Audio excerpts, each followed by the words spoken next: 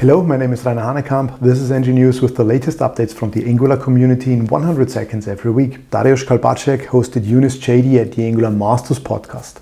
Younes shared his experience in software development and focused on testing. Not so much about the different technologies, but more or less on how to approach testing. Younes also said that we shouldn't spend so much time thinking if a unit or an integration test is the better choice. Other things are more important. And at the end, what matters is not the category of test, it's more of their properties. Like, are you confident to go to production? Are your tests fast enough? Are you spending hours debugging tests? The Angular Love Meetup took place with 3 different talks.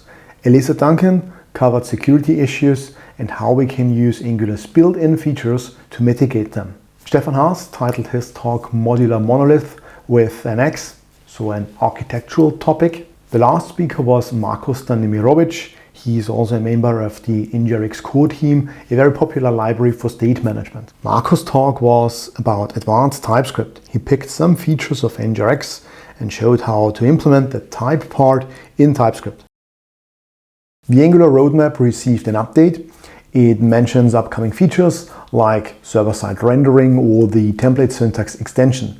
What stands out is that we have now an official recommendation for micro frontends. If you really need them, go with module federation or use one of the non-Webpack alternatives like import maps. And that's it. Wishing you a nice weekend. See you in the next episode. Goodbye.